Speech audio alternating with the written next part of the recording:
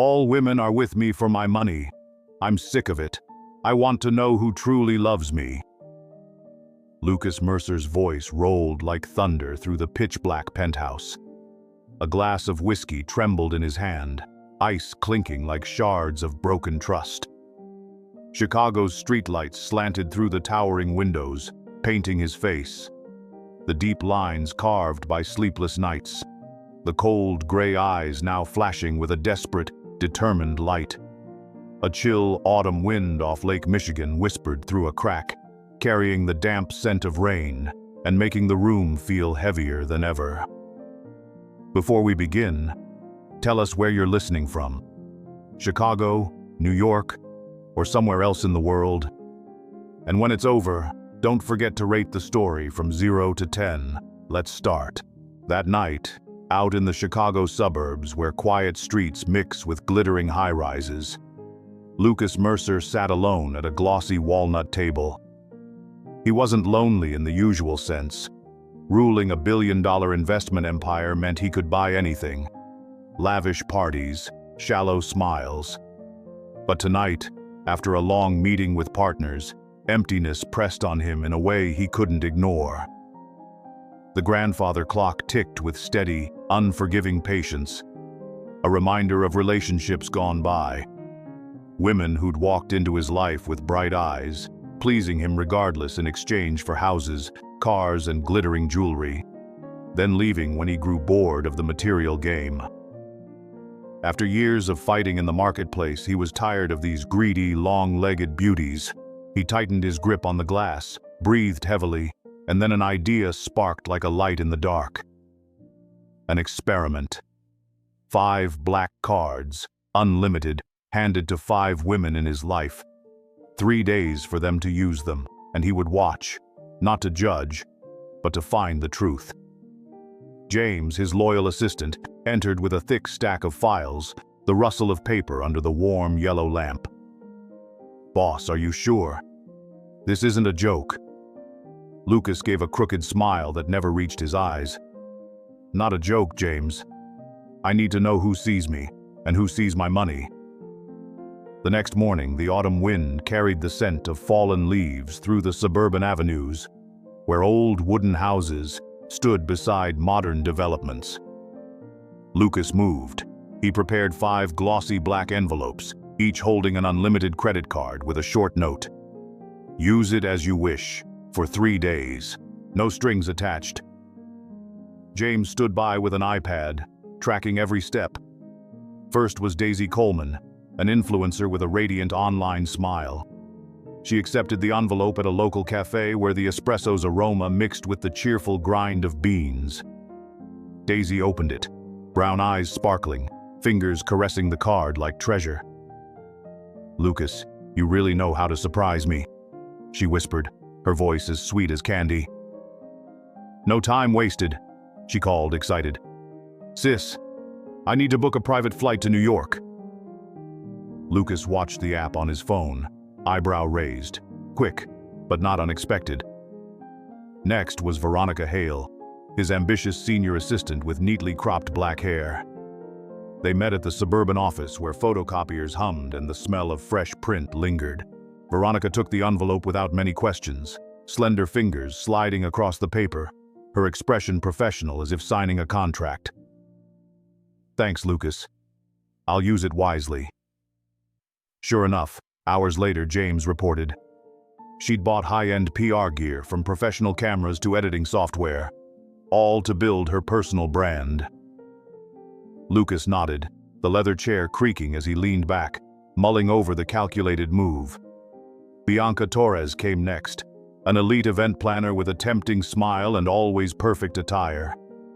They met in a park by Lake Michigan, where soft waves lapped and the scent of rain-washed grass hung in the air. Bianca opened the envelope beneath a maple tree, wind tossing her long curls. "Oh my God, Lucas, you overwhelm me." She hugged him lightly, then immediately set plans in motion, reserving a charity gala, fresh flowers, fine wine. Lucas watched from afar through security cameras, tasting a little bitterness. Beautiful, but showy. Camille Sinclair, the scheming woman with sharp eyes and elegant style, accepted hers at a cozy suburban Italian restaurant. The smell of fresh pasta and roasted garlic wafted, silverware chimed gently. Camille skimmed the card, a thin smile forming. "You always know how to test people, Lucas." She transferred a large sum into a personal fund, cloaked as an investment. James reported with a worried tone.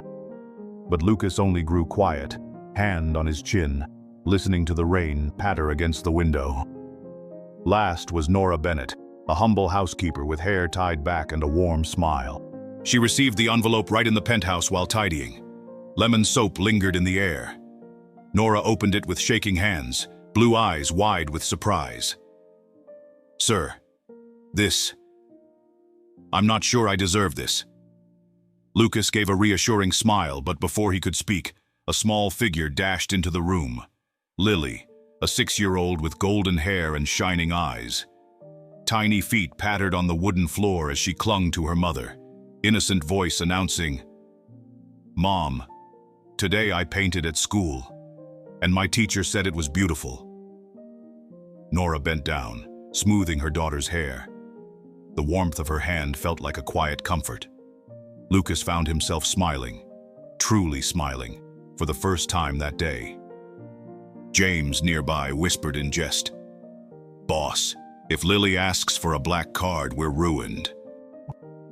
Lucas chuckled softly, the laugh short but dispelling some tension, then returned to his watchful, curious stare at Lily.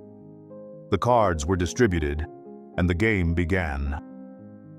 Lucas sat at his computer as the screen flared with the first transactions. Daisy soaring across the skies, Veronica building her empire, Bianca glittering beneath lights, Camille calculating in silence. But Nora, she bought strange things, balloons, hot dogs, and children's supplies, delivered to an address in the Chicago suburbs. A notification chimed on his phone, pulling a wave of curiosity. James raised an eyebrow. "Boss, what is she doing? Not shopping for herself?" But who was Nora really? And why did those purchases lead Lucas toward a secret that forced him to confront his own heart? James leaned over the iPad screen, fingers flicking quickly through the list of transactions, the clink of glass soft like a heartbeat picking up speed. Chicago autumn sunlight filtered through the penthouse curtains, lighting his face. Worry lines etched deeper than usual. Lucas stood beside him, hand on his chin, breathing steady but heavy, waiting for the first report after the black cards went live. "Daisy has already spent, boss," James said in a low voice. "She chartered a private helicopter from the local airport, flew straight into the city to meet brand partners. The bill's 6 figures, and she posted a story right away. Amazing day thanks to a surprise gift." Lucas nodded, eyes fixed on Lake Michigan glittering under the sun, sensing the sharp contrast. Daisy's glamour like a passing breeze, beautiful but fleeting. Veronica didn't hesitate. Notification chimes rang rapidly on Lucas's phone, snapping him from his thoughts. James continued, voice a shade higher with surprise. "She bought a whole set of high-end PR gear, 4K cameras, professional editing software, even hired a freelance team to build a campaign. Investing in the future," she texted her friends, but tracking shows it's aimed at her own advancement, not the company's. Lucas gripped the arm of his chair, leather creaking under pressure, the scent of new leather drifting softly. He pictured Veronica in a private office, long fingers tapping the keyboard, ambition flashing in her eyes. A small, familiar sting of calculation that made him wonder if she'd ever seen him for anything other than her boss. Bianca and Camille followed quickly, like a chain of falling dominoes. James scrolled the screen, voice steady but full of detail. Bianca booked a major event at a downtown hotel, with imported fresh flowers and French wine. She's calling it a charity gala. But the invoices show most of it's for personal promotion.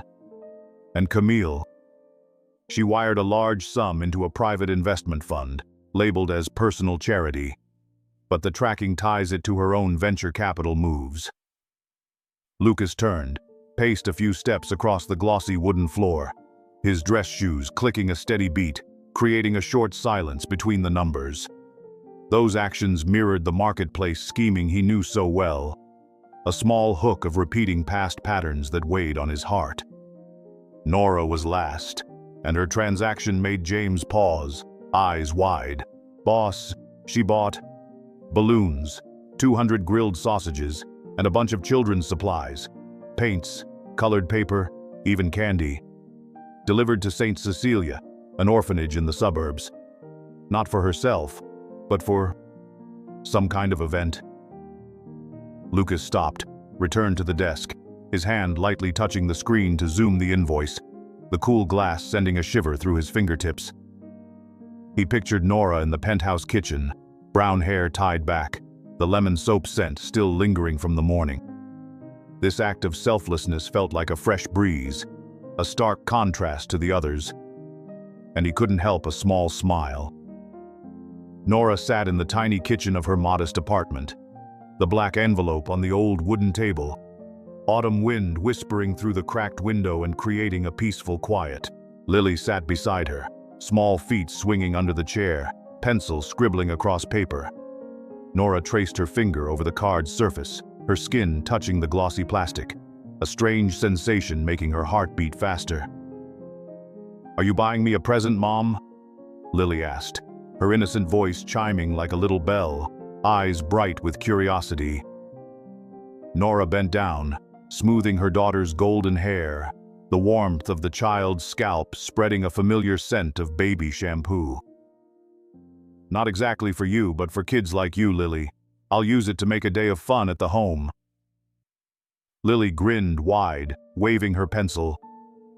"I want to draw balloons flying high." Nora smiled, something gentle stirring inside. A simple moment full of hope, a reminder of what she'd sacrificed for her daughter. James watched from the penthouse, his voice coming over the phone speaker.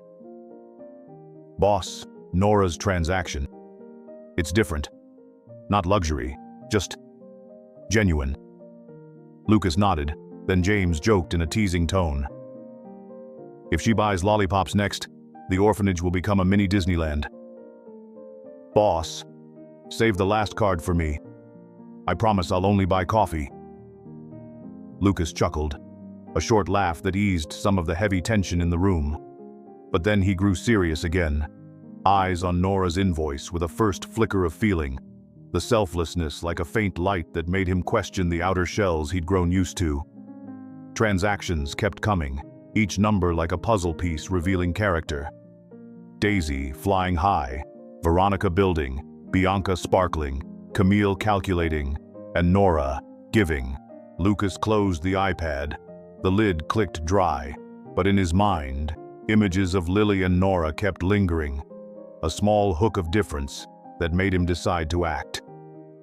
Lucas gripped the car keys, his heart thudding as he thought of the St. Cecilia address. Lucas gripped the steering wheel, the sports car's engine purring softly as he sped through the Chicago suburbs. A cold, autumn wind pushed through the cracked window, carrying the damp scent of fallen leaves and the faint salt from nearby Lake Michigan. His mood churned like an inner storm, part old suspicion honed by years in the marketplace, where every deal wore a disguise, and part unfamiliar curiosity he had never felt before. Nora's receipts, balloons and sausages instead of luxury jewelry, were a misplaced puzzle piece in the glossy picture the others presented, and he could no longer sit still in the penthouse. He slowed as the streets thinned, replaced by old wooden houses with white picket fences and small parks where leaves whispered under the tires, stretching the silence into a long moment of thought. Questions rose inside him like a repeating, racing heartbeat. Was that selflessness truly sincere, or just a more elaborate mask for scheming? A small hook tugged at his past, times he'd been used by fake smiles and bought embraces. So he pressed the gas harder. The engine's growl echoed like a dare at himself. He told himself this was only an experiment, not hope. Yet deep down, A long-standing loneliness stirred, making his breaths heavier in the chilly air of autumn 2025. St. Cecilia appeared ahead like a warm oasis in the peaceful suburbs, an unassuming orphanage with wide green lawns, a white wooden fence dotted with wildflowers, and children's laughter ringing from afar like a joyful symphony cutting through the street's quiet. Colorful balloons bobbed in the autumn wind, the scent of cotton candy mingled with hot baked goods and the smoke of grilling sausages, creating a modest festival atmosphere full of life. The pop of balloons mixed with children's shouts as they ran across yellowing grass, turning the whole place into a vivid painting of hope amid everyday hardships. Nora stood at the center of the event in a garish clown costume, red bulbous nose, tilted cap, holding a tray of steaming grilled sausages, handing them out to the kids gathered around with a radiant smile. Lily darted beside her, golden hair tossed by the wind, clutching a deep red balloon stamped with a smiling face. Her bright laugh blended with Tommy's whoops, an 8-year-old with glossy dark eyes chasing Sarah, a 7-year-old with pigtails, and Michael, a 5-year-old toddling with candy stuck to his mouth. Margaret, the silver-haired director of the home with a gentle smile, stood clapping. "Nora, you've made the children so happy today. These things, they're like magic in this chilly autumn." Nora wiped sweat from her brow with her clown sleeve, a warm smile lighting her tired but hopeful face. Her eyes flickered with quiet worry. The burden of a single mother's past, nights up paying bills, meager meals split in two. The hidden pain so Lily, at 6, wouldn't see her mother break. She crouched to hand a sausage to Tommy. "Eat up, today's a celebration."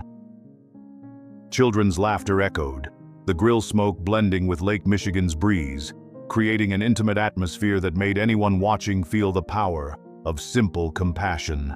Lucas parked a short distance away, pulled his cap low and buttoned a plain jacket to blend in with the sparse volunteers, heart racing as he watched from afar. He saw Nora lift a heavy box filled with paints and colored paper. Her muscles strained beneath the thin fabric of the clown suit, sweat beading on her brow, smudging her makeup. Unable to resist curiosity mixed with an unfamiliar sensation, he stepped closer and reached out to grasp the handle. The warm contact, skin to skin, spread like a small electric jolt, causing them both to pause for a brief second amid the children's laughter. A soft perfume, vanilla mixed with the lemon soap of morning, floated in the breeze, framing that short, meaningful pause like time suspended in the bustling crowd.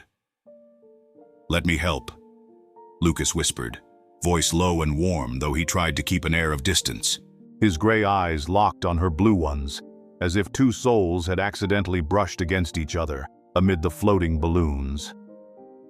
Nora looked up, cheeks flushed beneath her clown makeup, a shy smile blooming like a roadside wildflower. "Thank you. Are you a new volunteer? It's rare for strangers to help like this." Her hand brushed his as she took back the box.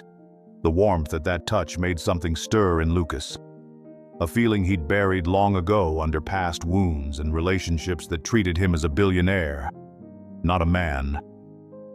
He remembered lonely nights in the penthouse, fear rising alongside fragile hopes from deep inside, his heart thudding like a war drum. Nora stroked the edge of the box, voice soft as autumn wind. "These are for the kids. They need joy more than anything, especially kids like my Lily. She's already lost so much." Lucas nodded, helping her set the box down on the soft grass. Candles flickered on a nearby table, their light washing her face with a gentle warmth, as if fate itself whispered. They stood a little closer now, breaths mingling in the cold air, his hand brushing the box near hers, creating a small, healing emotional depth.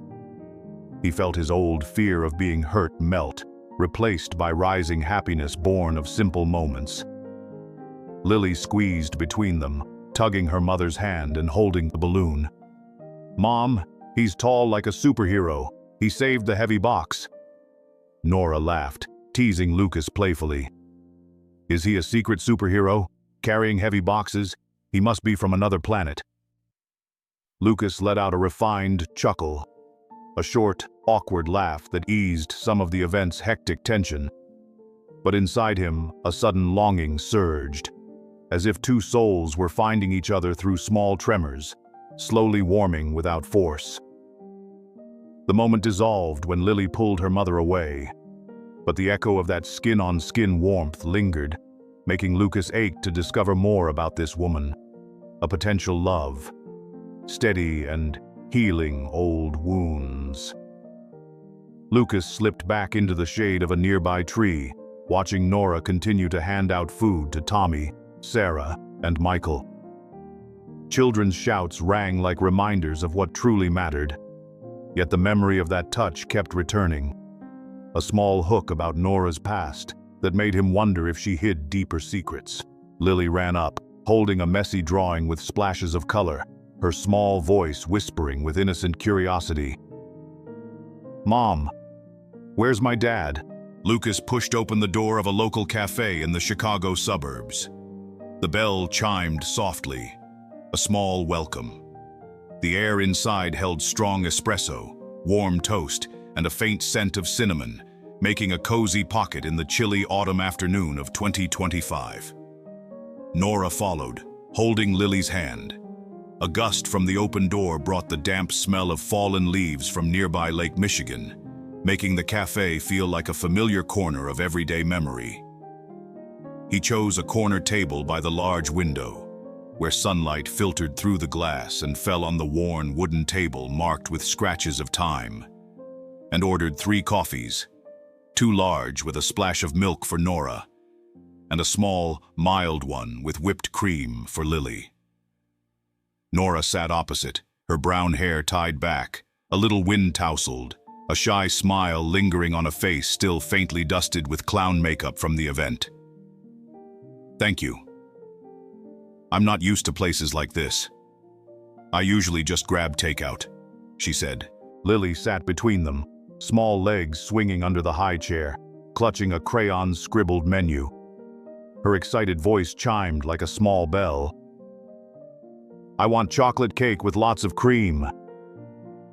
Lucas smiled warmly and ordered an extra slice and some cookies for the child. Then he looked at Nora with curious low tones. "Today, at St. Cecilia, you made everything special. Tell me, why did you choose that place to spend your time and those things?" Nora stirred her coffee with a spoon. The clink of metal on ceramic sounded soft and created a short pause among the murmuring patrons. She gazed out the window where red maple leaves drifted onto the sidewalk. She began to tell him about her mother, a single woman who had sacrificed everything to raise her through hard years in the Chicago suburbs. Night shifts to pay bills, spare meals halved but always served with a story to chase away fatigue. The quiet pain when sickness came. "My mother passed away a few years ago when Lily was only 3. I wanted to do something for kids like her, so they know the world still holds hope, and there are people willing to share without expecting anything in return." Lucas listened closely, a strange sympathy rising inside him. He thought of his own lonely, luxurious childhood, grand parties in the penthouse with servants all around, but none of the warmth of a real family, expensive gifts that replaced words of love. Lily cut in with childlike interruption. "Grandma told good stories, mister. She said Mom is a superhero because she held me when it poured." Nora smiled gently and smoothed her daughter's hair, and Lucas nodded. A vague curiosity about Nora's quiet sacrifices tugged at him, inviting him deeper into her story, like a call from fate. They continued talking as the coffee cooled. The cafe's murmurs provided a soft backdrop mixed with the steady hum of the grinder at the counter. Lily launched into an earnest tale about a classroom drawing, a messy picture of a superhero saving the box, about Tommy and Sarah at the home playing tag on the lawn. about little Michael who cried a lot but beamed when given candy, and small secrets like, "I hide my balloon under my pillow so I can dream of flying high." Nora listened to her daughter, eyes shining with simple happiness. Her hand accidentally brushed Lucas's when she reached for a napkin for Lily, and he felt an odd pull of sincerity that warmed the table's atmosphere. As Lily focused on her chocolate cake with cream around her mouth, Nora and Lucas sat a bit closer. His hand brushed hers while reaching for a spoon to stir his coffee.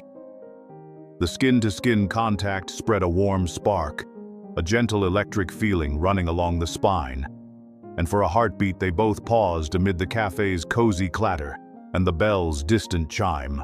Nora's soft vanilla perfume, mixed with the lemon soap of that morning, drifted and blended with the rich coffee and pastry scents, creating a brief, meaningful silence. Time hanging still in the autumn light through the window. I'm sorry," Nora whispered, cheeks flushed under the warm glow. Her hand didn't pull away, and the closeness made something stir in Lucas. A feeling he had buried long ago under past wounds, under relationships where every touch carried a price in material terms. He remembered lonely nights in the penthouse, fear rising beside fragile hopes from deep within his heart, his chest thumping as if trying to break the cold, billionaire shell he had built over the years. Nora smoothed the rim of her cup, voice gentle as the autumn breeze. "You seem to understand quiet burdens. I see in your eyes someone who's known loss." Lucas nodded. His hand lightly stroked Lily's hair as the child returned with cake.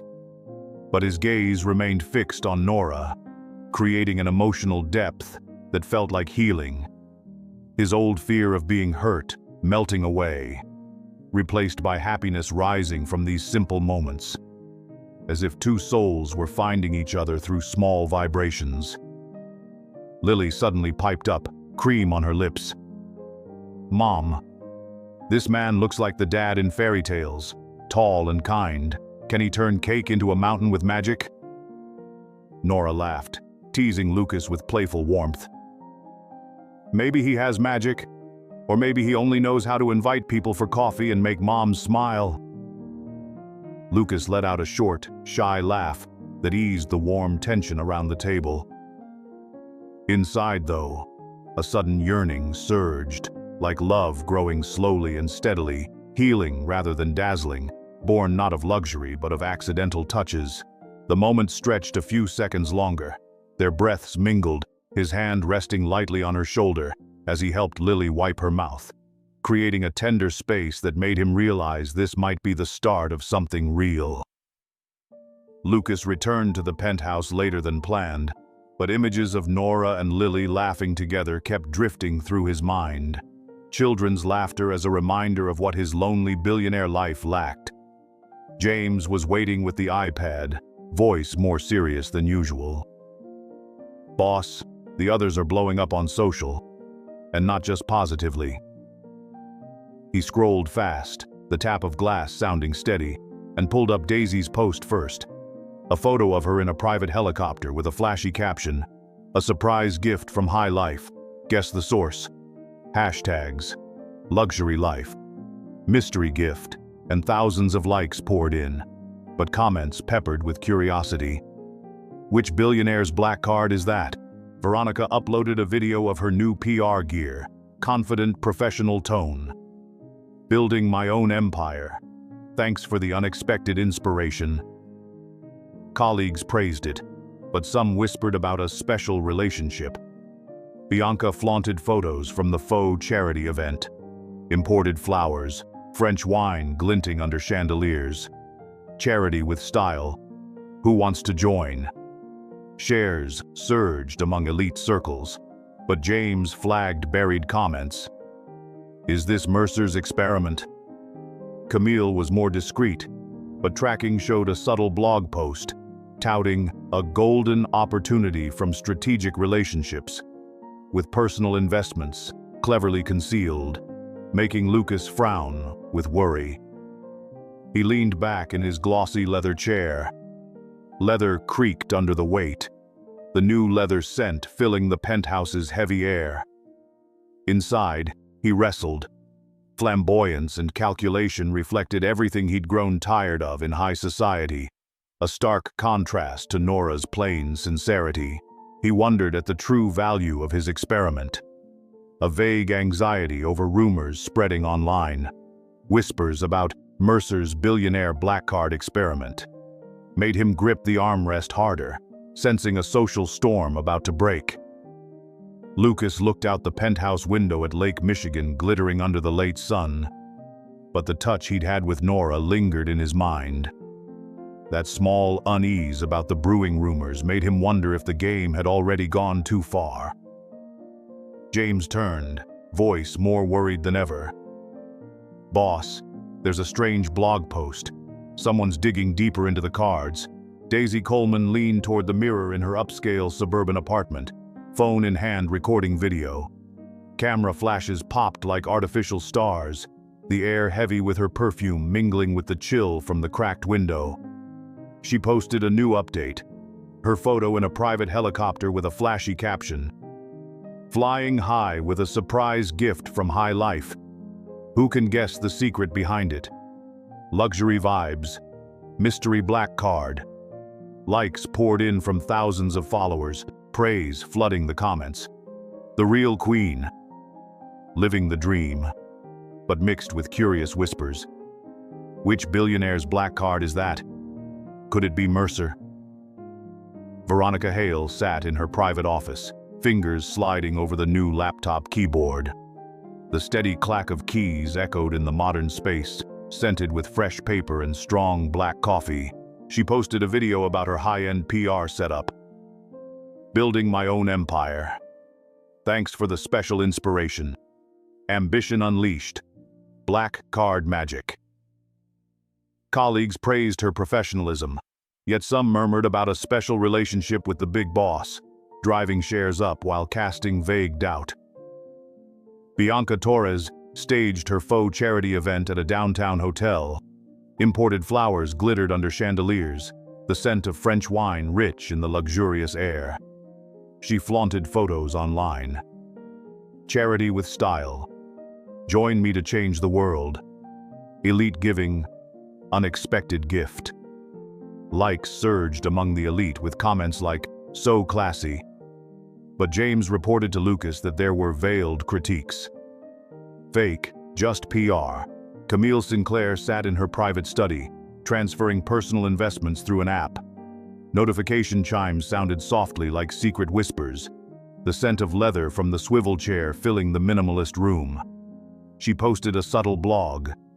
"Golden opportunities from strategic relationships, smart investments for the future. Strategic moves. Black card secrets." Few comments came, but they were incisive from finance circles, mixed with suspicion. Where's the money from? Mercer, perhaps. Social media erupted with these posts. The hashtag Black Card Mystery spread fast, a storm of praise and criticism, forcing Lucas in his penthouse to grip his phone tight, feeling social pressure rise like an autumn wind through a crack. A vague worry about whispering comments making him wonder if the experiment was spinning out of control. James entered the penthouse with an iPad, the door's soft click cutting through the heavy silence. The scent of black coffee from his cup mingled with the tense evening air of autumn 2025. "Boss, rumors are spreading. A financial blogger posted about Bianca's charity fund, and there's a comment hinting at you." Lucas stood, hand on his chin, eyes on the glowing screen as posts scrolled under his fingers. Comments piled up.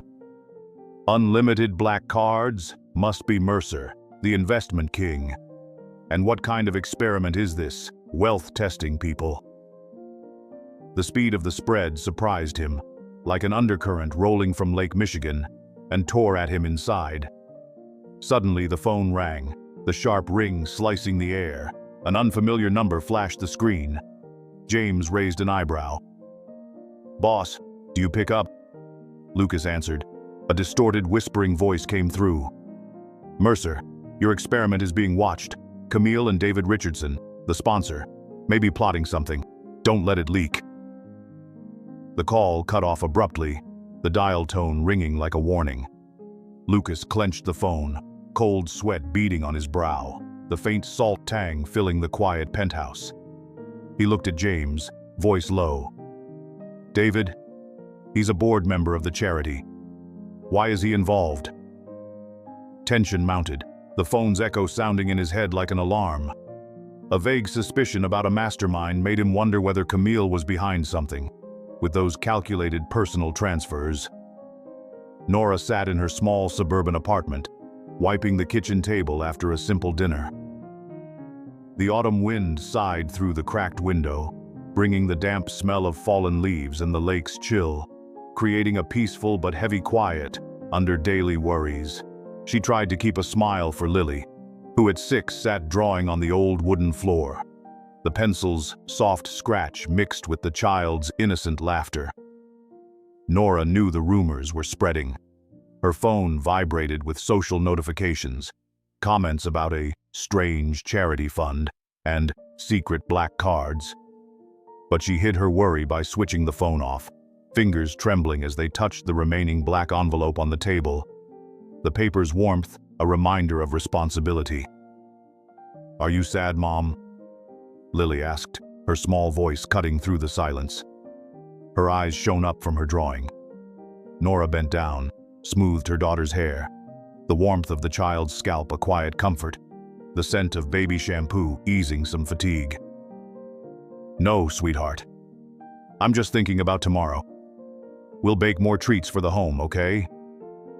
Lily grinned, waving her crayon. "Okay, I drew a cake as big as a mountain. Make it real, Mom."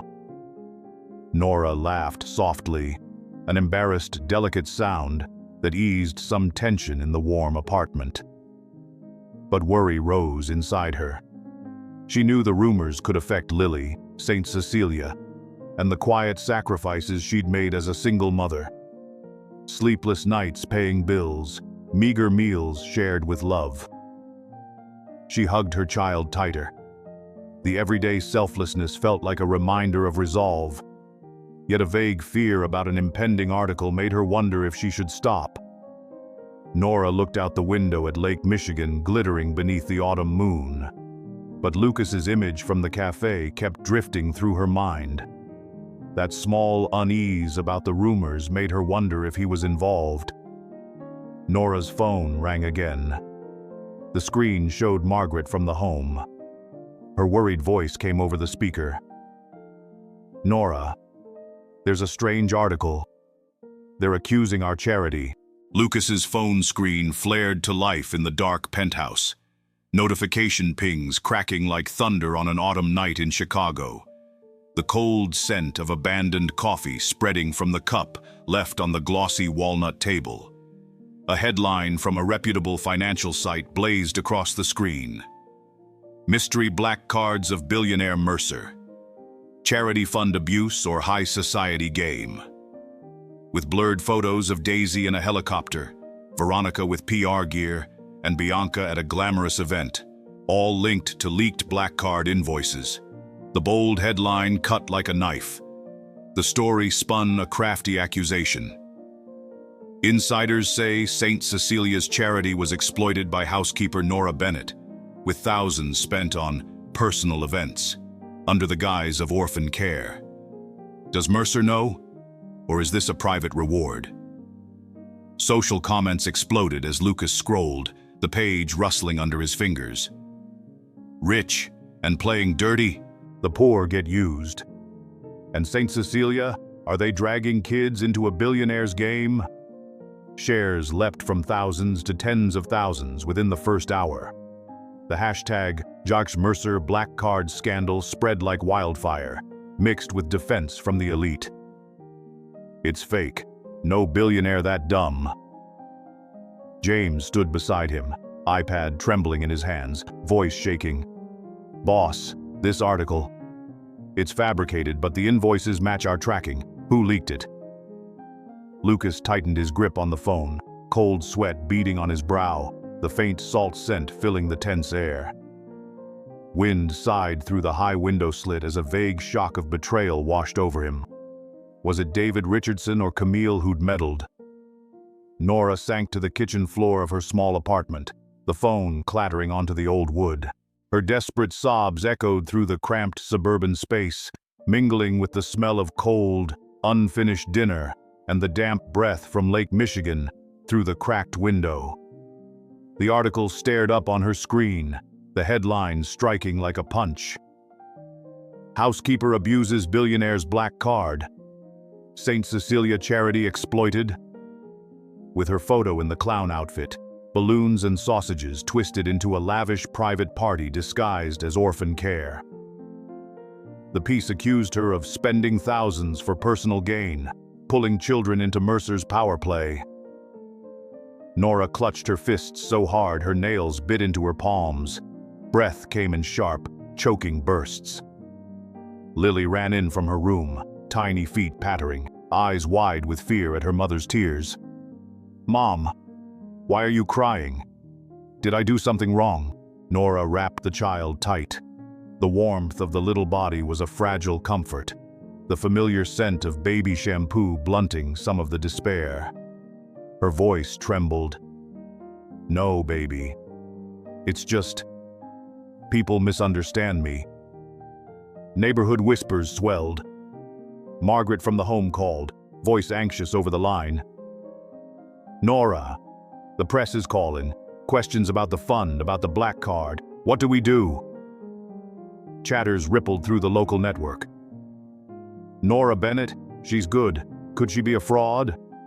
Nora curled on the floor, torn apart inside, thinking of the quiet sacrifices she'd made as a single mother, the sleepless nights paying bills, the fear of losing everything for one act of kindness. A vague horror about the consequences for the children that made her wonder whether to face it or run.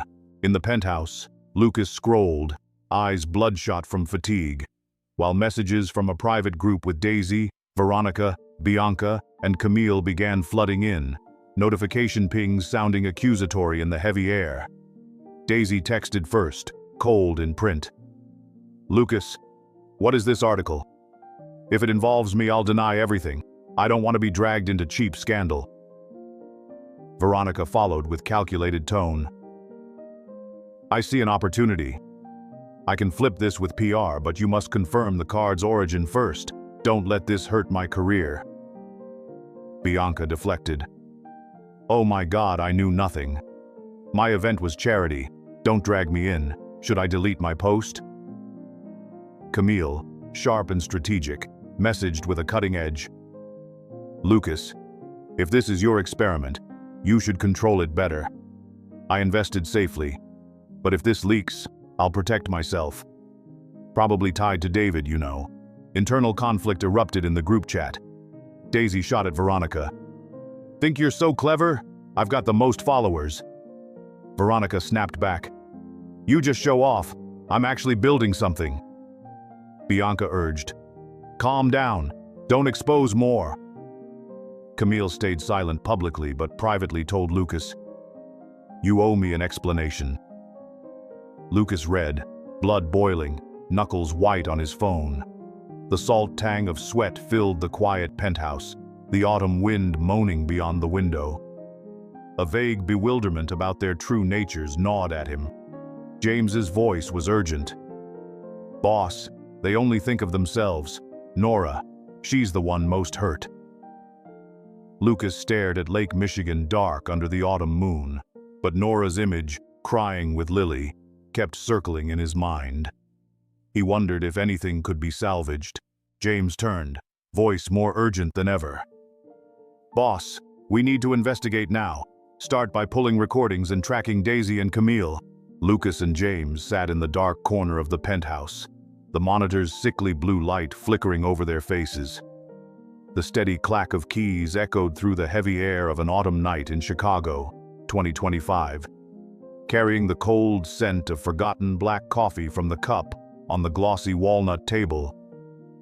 Lucas tightened his grip on the mouse, voice low as a secret whisper. "We need to investigate now. Start with Daisy and Camille. They have the clearest motives. James nodded, thumbs flying over the iPad, sketching a cover plan. I'll use mini trackers. Boss, you dress casual. We meet them separately as old acquaintances. First was Daisy. She hangs out at the downtown bar. Lucas rose, pulled on a dark coat and a low-brim cap, fingers brushing a compact recorder hidden in his pocket. The metal felt cold, a reminder of the betrayal that might be waiting. They left the penthouse. The autumn wind off Lake Michigan swept into the elevator, carrying a faint briny scent and damp fallen leaves, stretching a tense silence as the car dinged floor after floor. An indistinct resolve to uncover the truth, making Lucas wonder if he was ready to face the darkness his own experiment had unleashed. Lucas sat in a dim downtown Chicago bar, soft jazz mixed with tinkling glasses and the rich scent of whiskey. He'd disguised himself with sunglasses and a changed voice as he approached Daisy, alone, filming a story. Daisy, long time. Heard about the article. What's going on?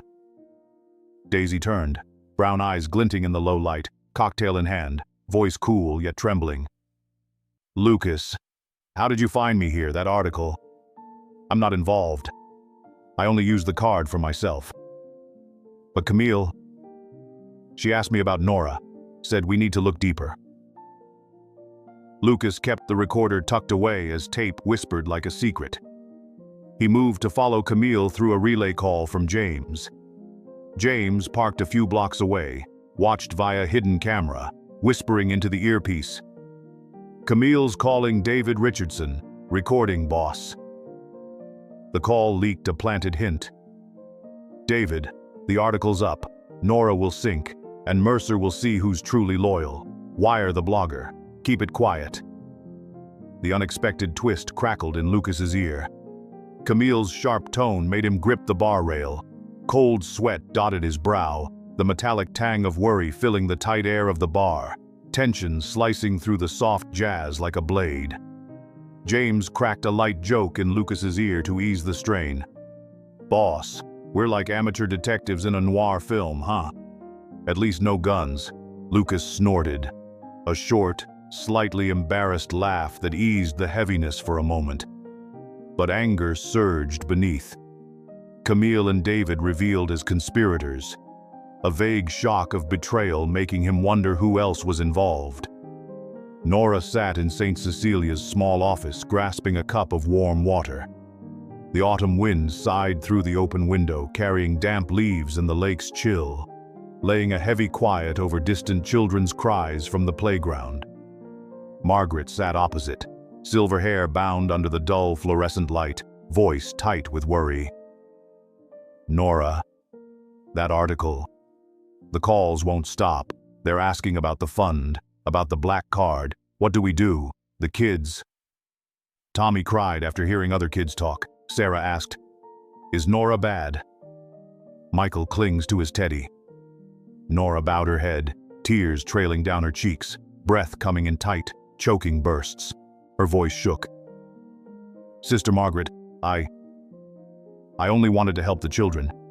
I used the card for a fun event. But now, people think I abused it, dragged the home into scandal. I'm scared for Lily, she asked. Is Mom a bad person when she saw the messages? Margaret patted Nora's hand. The warmth from her aged palm offered quiet comfort. But Nora's heart was torn. She thought of the silent sacrifices of single motherhood, sleepless nights balancing bills with her child, and the pain of being misunderstood for an act of kindness.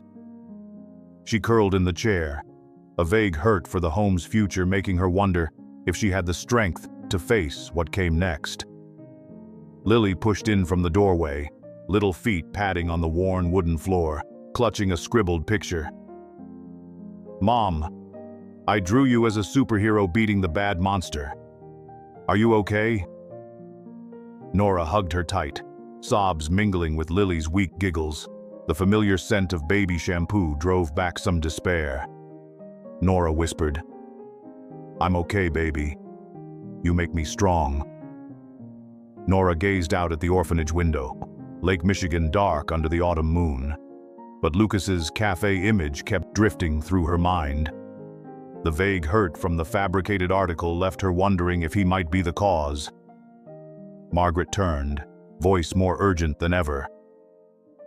"Nora, we need to clear your name. But first, find proof against the mastermind." Lucas stood in the vast penthouse on the outskirts of Chicago. Chandelier lights scattered across the glossy hardwood like cold, artificial stars. The scent of new leather from the chairs mixed with the thin autumn chill slipping through the high windows in 2025. He had summoned the 5 women with an urgent message. "Meet me at the penthouse now. It's about the article. Don't be late." A heavy silence settled as the elevator dinged open. Daisy arrived first, glamorous, perfume trailing behind her. Veronica followed, professional with a laptop under her arm. Bianca came in fashionably late, clutching an expensive handbag. Camille entered with a measured smile, and finally Nora, plain, clutching a worn bag, her worried expression clear under the lights. James stood in the corner, remote in hand to control the large screen. The computer fan hummed, slicing the tense quiet. Lucas pointed to the chairs arranged in a circle, voice low as verdict. "Sit down. We need to talk about the article. And what you did with the black card." Daisy sat first, legs crossed. "Lucas, I don't know anything. The article is trash." Veronica nodded. Bianca avoided his gaze. Camille watched quietly. Nora sat at the end, fingers shaking as they touched the cold leather, torn between fear and dignity. A vague tension about the consequences making her wonder whether the truth would be heard. The big screen clicked on at James's command, displaying recordings and stacked screenshots like undeniable evidence. The tape's static hiss echoed through the penthouse, and the faint salt of sweat rose from those seated. Lucas played the first recording of Daisy. "Daisy, you told friends, this card is from Mercer, but I'll deny it if it leaks. Here's the screenshot from a private chat." Daisy went pale, gripping her glass, voice trembling. "Lucas, I'm just afraid of scandal. I didn't write the article." Veronica tried to speak, but Lucas cut her off and projected her transfer screenshot. "Veronica, you used the card to build your own network and messaged colleagues, 'If the scandal breaks, I'll flip it.' Your reaction was calculated." Veronica shook her head, eyes flashing with anger. "I was protecting myself. You tested us." Bianca looked away as the fake event invoices showed on the screen.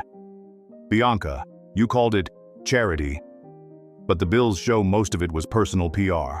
You deleted your post once rumors spread." Bianca whispered, "I didn't want to be involved. I was scared." Camille sat still, but Lucas played her call with David. "Camille, you said the article is out. Nora will sink. Here's proof, the transfer to the blogger." Camille's lip curled. Her tone was sharp. "Lucas, you tested people's hearts. I only played by the rules. Nora, she's too selfless, suspicious." Arguments erupted. Daisy snapped at Camille. "You did that to take Nora out? Calculating." Veronica cut in. "Everyone shut up. Don't reveal more." Bianca sobbed quietly. Nora sat quietly, watching. Lucas felt torn. He could see their cold calculation and self-preservation, in stark contrast with Nora's dignity. He gripped the armrest, an indistinct anger at the betrayal, and wondered if he had caused all this. Nora rose slowly, clutching her worn bag. The chandelier light challenged her face while the autumn wind sighed through a crack, an oppressive pause as all eyes turned to her. Her voice came steady, though it trembled at first. "You think I abused it? I used that card for the kids at St. Cecilia. Balloons, sausages, paints. Not for myself.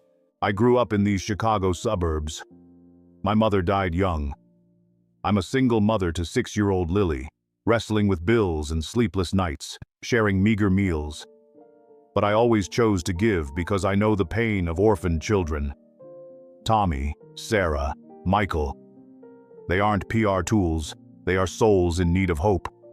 You have betrayed not only me, but those children. The others fell silent. Daisy lowered her head. Veronica looked away. Bianca sobbed. Camille smirked without arguing. Lucas listened intently. He felt the weight of Nora's long, quiet service to the home, her unpublicized sacrifices, standing in sharp contrast to the others' scheming, and it made him question the real value of love. Nora finished softer. I don't need a black card to prove anything. I only need the children to smile. The penthouse held a dead silence. The grandfather clock ticked steadily. A vague, deep emotion for Nora's dignity stirred in Lucas. He wondered if he could fix what had been broken. As the confrontation ended with murmurs and chaos among the women, Camille stood, tone cutting. Fine. I admit it. I did the article to get rid of Nora. I thought I deserved more. David helped. So what now? The mastermind was exposed. Daisy and Veronica reacted with fury. You betrayed us. Bianca averted her eyes. Nora sat still, tears tracking down her face, voice small and hurt. I can't stay here. I'm leaving. She left with heavy steps. The elevator dinged as it closed, an odd farewell, leaving the penthouse in disarray. Lucas clenched his hand, torn. He saw Nora's innocence and wondered if a happy ending was still possible. He watched Nora's figure vanish into the elevator, yet the image of her crying with Lily kept circling in his mind. A vague dread about the consequences and whether he could clear her name in time. James turned, voice more urgent than ever. Boss, we need a plan to clear her name. Start with the event at St. Cecilia. Lucas stood before Nora's small apartment on the outskirts of Chicago, clutching a bouquet of wildflowers picked by Lake Michigan. The autumn wind was cold, carrying the damp scent of blossoms and the lake's faint salt through the crack in the door, making the fallen leaves whisper along the sidewalk in 2025. He knocked softly. The knock sounded like a quiet apology. When Nora opened the door, tired eyes rimmed red from sleepless nights since the scandal, he bowed his head. Nora, I'm sorry. I was wrong to let this experiment go too far and hurt you and the children. Let me fix this. I propose a clearing event at St. Cecilia where you can tell the truth, with the press and the community present. Nora stood frozen, fingers resting on the cold, worn doorframe. Her heart was torn. She remembered the false accusations, Lily's frightened question. Is Mommy a bad person? And the fear of repeating the hardships of single motherhood. Lucas's sincere gray eyes made her hesitate. Her voice shook. Lucas, I don't know. This scandal has frightened the children. Tommy can't sleep. Sarah asks about the press monster. I'm scared it will only make things worse. Lucas stepped closer and offered the flowers. The wild scent felt like a quiet comfort. I'll handle the media. James is contacting the blogger to correct the story, and the event will focus on the children, not me. You deserve to be cleared, Nora. She accepted the flowers. Her fingers brushed his and the warmth made her nod, hesitant. Okay. For the children. Lucas gave a small smile, a fragile hope for reconciliation stirring in him, wondering if this feeling might truly be beginning. They sat in Nora's small living room. The event papers spread across the scratched wooden table. The autumn wind sighed against the window, bringing the damp smell of leaves from Lake Michigan, creating a tense but warm evening in 2025. Lucas coached Nora on her speech in a low, warm voice. Start with your mother's story, single sacrifices, and link that to St. Cecilia. Try it. I'll listen. Nora rose, clutching her notes, voice tremulous at first. I used the card for the children, not myself. Lucas stepped closer, his hand lightly touching her shoulder to encourage her. The skin-to-skin contact sent a gentle shiver like a small current up both their spines, and they paused for a second in Nora's cozy living room as the clock ticked on the wall. Nora's gentle vanilla perfume drifted, mixing with the steam of hot tea and the warmth from a small heater, bending time into a short, meaningful silence beneath the soft yellow light. "You're too close," Nora whispered, cheeks flushing in the warm light. Her hand did not pull away, though. The contact stirred something in Lucas, a feeling he had thought buried beneath past wounds and relationships where every touch had a price.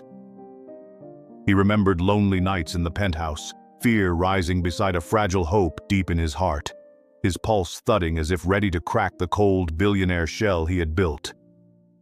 Nora smoothed the edge of her notes, voice soft as the autumn breeze. You distract me. I'm afraid I'll mess up the speech, that people won't believe me." Lucas nodded, and while adjusting her posture, his hand brushed her hair. His gaze stayed fixed on Nora, creating an emotional depth that felt healing. He sensed his old fear of being hurt, receding, replaced by a rising joy born of these simple moments, as if two souls were finding one another in small vibrations. Lily bounded in from the bedroom, small feet pattering on the wood, cream smudged around her mouth from a cookie. "Mom, Uncle Lucas is teaching me the song for the event, but he sings terribly, like a frog." Nora laughed softly, teasing Lucas with playful warmth. "Yes, he's a billionaire who sings like a frog. The audience will run away." Lucas let out a short, shy laugh that eased the tension during rehearsal. Inside, an unexpected longing swelled, a love growing slowly, steady and healing, born not of luxury but of accidental touches. The moment stretched a few more seconds. Their breaths mingled gently. His hand rested lightly on her back as he adjusted her posture for the speech, creating a tender space that made him realize this might be the start of something real. Nora continued practicing, voice firmer. "I will speak about the children. Tommy, Sarah, Michael. They need hope, not scandal." Lucas nodded, a vague flutter of the future warming him, wondering if the event could change everything. The community began preparing the St. Cecilia event. The wide green lawn was cleared, children's laughter ringing out, the scent of rain-wet grass and wildflowers by the low white picket fence. Lily practiced a simple song about the joy of sharing, her innocent voice ringing like a small bell across the yard, clutching a pretend microphone made from a cardboard box. "Do I sing well, Mom? Tommy says I sing like a bird." Tommy, Sarah, and Michael rehearsed too. 8-year-old Tommy led with bright dark eyes. 7-year-old Sarah grinned with pigtails flying. 5-year-old Michael toddled, hugging his teddy while squeaking along. Children's voices blended with the chilly Lake Michigan breeze, building a hopeful atmosphere against the lingering scandal. Margaret coordinated tightly, clipboard in hand, with James assisting. "Nora, we'll invite local media. They'll see the truth through the children. Lucas handles costs. Focus on the real story." Nora nodded and smoothed Lily's hair. Hope rose in her. She thought of quiet sacrifices, nights spent worrying for her child and the home, and the fear of scandal repeating. But community support steadied her.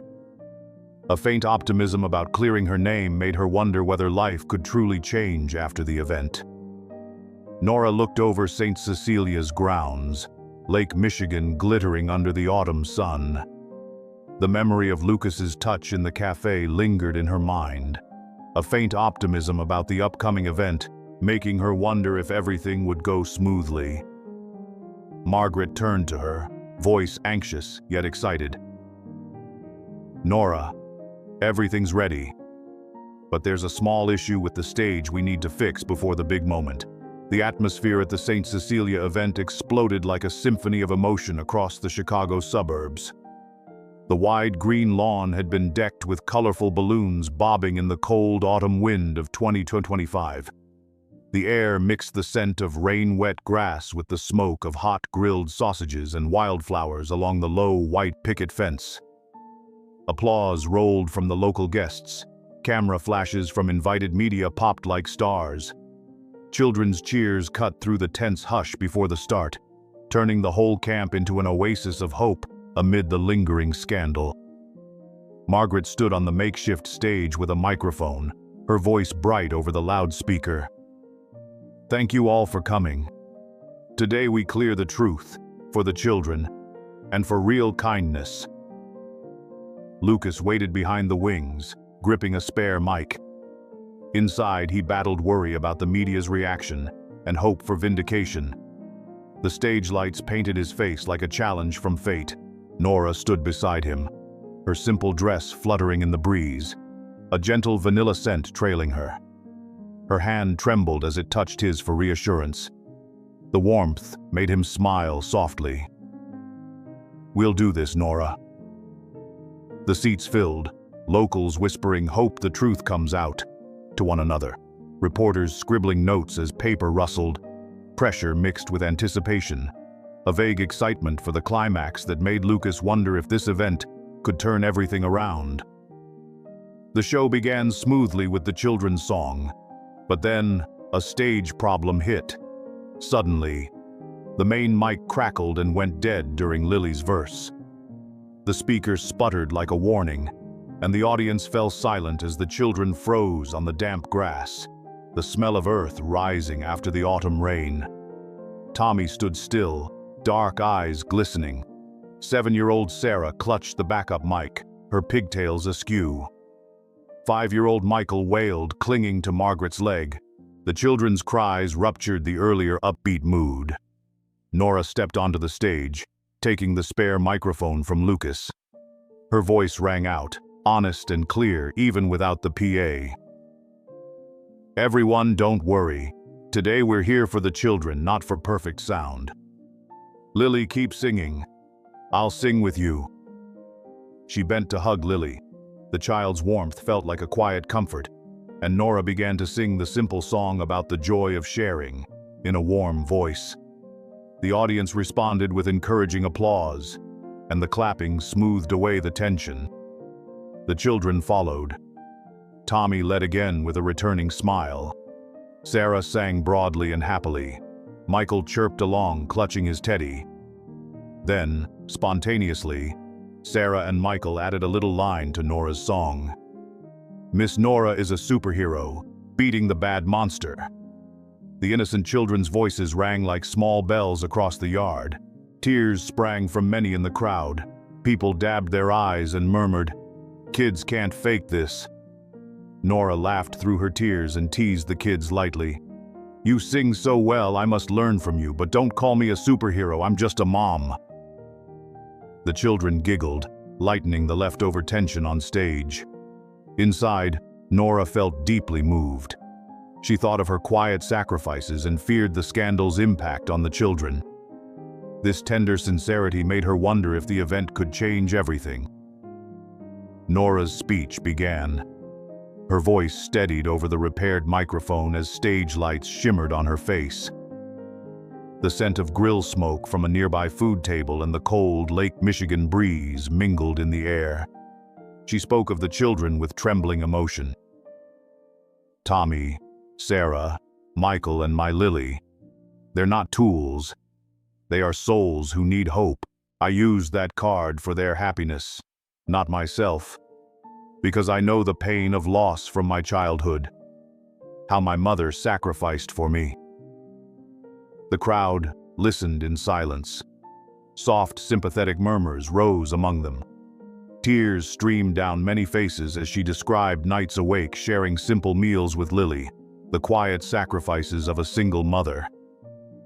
Lucas watched from behind, moved, then stepped onto the stage and placed a gentle hand on Nora's back. His voice, warm and steady, confessed, "I am Lucas Mercer, and I was wrong to test people this way. Nora did not abuse anything. She heals. I love you truly." Applause thundered. Nora turned to him, blue eyes shining with tears. He drew her into his arms on the stage, holding her tightly. The skin-on-skin warmth surged like an electric blaze, and they paused for a beat amid the roaring ovation. Nora's vanilla perfume mingled with the scent of fresh grass and grilling smoke, creating a brief, meaningful hush under the glittering lights. "Lucas, you," Nora whispered, cheeks flushed in the warm glow, her hands gripping his back. The touch stirred something fierce in him, a passion he had thought lost after past wounds and relationships, where every embrace had a price. He recalled lonely nights in the penthouse. Fear rose with a fragile joy deep in his chest, his heart thudding as if wanting to match hers. Nora stroked his back, voice soft as the autumn breeze. "I felt it too, from small touches, from the cafe until now. I'm scared of being hurt, but I'm filled with happiness." Lucas bent and kissed her forehead, lips cool against warm skin. She closed her eyes as their breaths mingled amid the applause. His hand tenderly stroked her hair. An emotional depth of healing formed between them. He felt his old fear of hurt dissolve, replaced by a steady love born of small vibrations, fierce and entwined as if forever. Lily darted onto the stage, tiny feet pattering, and wrapped her arms around her mother and Lucas. "Mom, Uncle Lucas is my superhero dad now." Nora laughed, teasing Lucas warmly and happily. "All right, but superhero dads must promise not to let the bad monsters come back." Lucas let out a short, shy laugh that eased the remaining tension at the peak. Inside, an unexpected longing rose. Love, passionate and steady, healing and homegrown, not born of luxury but from accidental embraces. The moment lingered. Their breaths mingled warmly beneath the shining lights. His hand brushed her waist as he turned to the audience, creating a tender intimacy that drove donations high. Guests poured money into the fund, media donations surged, applause rolled like blessing waves. Lucas whispered in Nora's ear, "You mean everything to me. Forever." Lucas glanced across St. Cecilia's grounds at Lake Michigan, glittering in the late sun. The image of holding Nora kept circling in his mind, a vague happiness about the future making him wonder if a happy ending had finally arrived. Margaret turned toward them, voice more excited than ever. "Nora, the fund surpassed expectations. But now we must think about life after the event." The result of the clearing event at St. Cecilia spread like a wave of goodwill across the Chicago suburbs. The charity fund overflowed more than ever, with thousands of dollars donated by the community and the press. Applause still echoed in everyone's memory like blessings on a chilly autumn afternoon in 2025. Margaret called Nora the next morning, her voice bright with laughter and children's sounds in the background at the home. "Nora, the fund is enough to fix the roof and buy new books for the kids." Tommy hasn't stopped smiling. Sarah drew thank you pictures. Michael hugs his teddy and sings the song we practiced. The local community is supporting us. The press corrected their pieces. The scandal has evaporated like Michigan fog. Nora sat in her small kitchen, hands wrapped around a hot cup of coffee. The rich espresso scent mingled with the autumn breeze coming through the cracked window and the damp smell of fallen leaves, creating a warm hush after days of worry. She thought of quiet sacrifices, sleepless nights caring for Lily in the home. And now everything was changing. Local media publishing positive stories about the healing tale of a selfless housekeeper. Donations kept pouring in, the community growing closer, neighbors sending gift packages with notes. Nora is a real hero. Lucas video called Nora from the penthouse, his voice warm. "See, we did it. The funds surpassed the goal and the children. They're happy again." Nora smiled. Her blue eyes shone with simple joy. A faint relief about the future made her wonder if life could truly change forever, like a little miracle of fate. Everyday life began to weave itself into their days in sweet moments. Lucas turned up at Nora's apartment with a bag of cooking supplies. The rustle of the paper bag sounded in the cozy kitchen, bringing the smell of fresh vegetables and the faint scent of roasted meat on the autumn breeze. He awkwardly learned to cook a simple pasta, knife clumsy as he chopped veg, laughing shyly. "Nora, I'm a billionaire who's never been in a kitchen. Teach me, or I'll cut my hand off." Nora stood beside him, her brown hair tied back, hand guiding his as he held the knife. The skin-to-skin touch sent a warm spark like an electric pulse along their spines, and they paused for a second amid the sizzle of the pan and the smell of roasted garlic. "Careful," Nora whispered, cheeks flushed under the soft yellow light, but her hand didn't pull away. The warmth at that touch stirred something in Lucas, a fierce feeling he thought had been lost after past wounds and relationships where every touch carried a price. He remembered lonely nights in the penthouse. Fear rose alongside a fragile joy deep in his chest, his heart thudding as if wanting to match hers. Nora smoothed his hand, voice soft as an autumn breeze. You make me remember what a real family feels like, from accidental touches at the cafe to now. I'm afraid of being hurt, but I'm filled with happiness, like two souls entwined forever." Lucas bent and kissed her forehead, lips cool against warm skin. She closed her eyes as their breaths mingled in the warm kitchen. His hand gently tightened around her waist, creating an emotional depth of healing. He felt his old fear of being hurt fade, replaced by lasting love born of small moments, fierce and clinging as if never to let go. Lily came into the kitchen from her bedroom, tiny feet padding on the wood, cream from cookies around her mouth. "Mom, what's Uncle Lucas cooking? It smells so good. But he chops veggies like my drawing paper." Nora laughed, teasing Lucas with playful warmth. "Yes, a billionaire chopping veggies like that. He needs lessons. But I like his clumsiness." Lucas let out a short, shy laugh that eased the awkwardness in the cozy kitchen.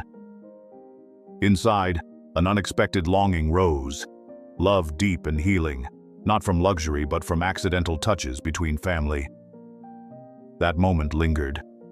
Their breaths mingled warmly under the soft kitchen light.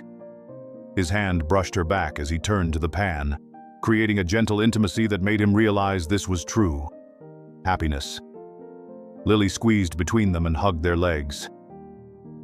"Family cooking is so fun," Lucas whispered in Nora's ear. "You and Lily, you're everything to me. Always." The sweet, gently humorous family scene made those around them smile knowingly at the new rhythm of their lives. Lucas faced his high society friends at a small penthouse party. Glasses clinked under sparkling chandeliers, the scent of French wine and the autumn chill drifting through the high windows. Friends whispered, "Lucas, are you crazy? Choosing the housekeeper over us? That scandal almost ruined your reputation." Lucas stood tall, whiskey glass in hand, voice steady. "I chose Nora because she sees me for who I am, not for my money. That scandal taught me what truly matters. Real wealth is love, not status." They reacted angrily at first, but Lucas spoke of the children at St. Cecilia, of Lily and Nora, and some nodded in sympathy. "You've changed, Lucas. Maybe you're right." Nora, now getting used to a new life, felt her self-worth through the community's praise. She stroked Lily's drawing on the table, confidence rising. She thought of the journey from housekeeper to the woman loved by a billionaire, the quiet sacrifices finally recognized, and a hopeful future with family. A gentle pride about her choice made her wonder if this happiness would last. Nora looked out her apartment window at Lake Michigan, glittering in the autumn sun. In her mind, a simple wedding scene kept drifting through. An obscure, hopeful pride about the future made her wonder if the big dream had come true. Lily turned, voice bright with excitement. "Mom, I want to wear a white dress at the wedding. Uncle Lucas promised to give me the ring. The simple wedding at St. Cecilia took place under a gentle autumn sun in the Chicago suburbs, 2025. The wide green lawn was decorated with wildflowers along the white picket fence and pastel balloons drifting in the cool breeze, the air mixing the scent of fresh grass with the faint vanilla from Nora's bouquet. Children's laughter rang like a joyful symphony. 8-year-old Tommy led the children, his dark eyes bright. 7-year-old Sarah scattered petals, pigtails flying. 5-year-old Michael toddled with the ring basket, candy-smudged grin wide. 6-year-old Lily walked beside her mother, clutching a small bouquet and calling out, "Mom is beautiful like a princess. Uncle Lucas is a superhero king." Nora walked down an aisle strewn with red maple leaves, a simple white dress floating gently, brown hair loose with a few wildflowers pinned. Sunlight lit her face, radiant yet shy, her grip tight on the bouquet, a reminder of the journey from hurt to healing. Lucas stood at the end of the aisle in a neat black suit, not flashy, his gray eyes fixed on her as if two souls had found each other. Happiness surged through him. He thought of lonely nights in the penthouse, the wrong experiment, and now real love had arrived. Margaret officiated, her warm voice through a simple mic. "Today we witness love that overcame every trial. Lucas and Nora, do you vow to each other?" Lucas took Nora's hand. The warmth of skin on skin felt like a gentle current. His voice was deep and steady. "I vow to love you forever, Nora. Through wealth and poverty, through scandal, I will be your support. And Lily's." Nora squeezed his hand, tears shining. "I vow to stand with you, Lucas. Our love heals, not material things." The children joined in. Lily, tiny hand trembling, presented the rings. "This ring is for Mom and the superhero Dad." They exchanged rings. Lucas bent and kissed Nora softly. Their lips met warm as the crowd, community and children, applauded. It was a sweet, rapturous moment, like a perfect destiny. A modest reception followed. Homemade cake and children's games, laughter cutting through the warm air. When night fell, they left the camp for a small lakeside house Lucas had prepared. A humble place, not a flashy penthouse, with a crackling fireplace and candlelight on pristine white sheets. Lucas embraced Nora from behind as she stepped out of her wedding dress. Skin-to-skin warmth pressed through thin fabric, and they paused for a second amid the fireplace's crackle and the autumn wind outside. Nora's vanilla perfume blended with warm wood smoke, creating a heady, meaningful hush, like time suspended in soft candlelight. "Nora, you are everything," Lucas whispered, fingers stroking her hair, a light kiss on her neck sending a shiver through her. He felt happiness swell, past wounds and false loves fading, replaced by a fierce, enduring love like a forever promise. Nora turned, her blue eyes locked on him, hand against his chest. Their breaths mingled as deeper kisses followed, warm lips and closed eyes, old fears of being hurt as a single mother eased. "Lucas, you make me yearn forever," she whispered, fingers tracing his back, skin on skin warm beneath candlelight. He teased softly, "I'm clumsy, but for you I'll learn forever." They laughed together, Nora teasing, "A billionaire and yet..." The laughter short, easing awkwardness. Then they held each other close, breaths hot and entwined. His hand rested gently at her waist in a tender, healing embrace. As if two souls had found one another, joy rising from small vibrations to a passionate forever, born not of luxury, but true love. The next morning they woke with Lily crawling into bed, children's laughter ringing. "Our family is happy." Lucas stood on a small stage after the wedding. His voice carried through a simple mic as the autumn wind rustled and maple leaves fell. "Our story proves that true wealth is love, not money or status. It's the strength to overcome pain, the big dream of family and community. Nora taught me that. Let's spread hope for children, for one another.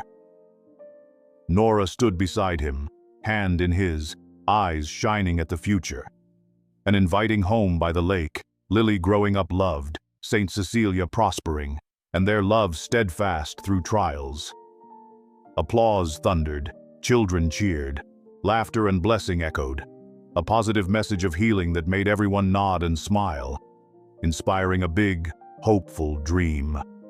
Nora and Lucas's story closed, not just as a happy ending, but as a flame rekindling faith in love and resilience. Applause at St. Cecilia rang out. Nora smiled under the soft autumn sun, her heart light as if she'd set down a long-held burden.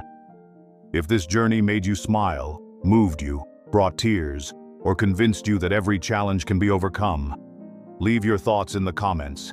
Hit like, share, and subscribe to True Millionaire Moments. Share with us a simple happiness you've had in life, so we can spread joy and beautiful memories together. You are our constant motivation to grow. Thank you all.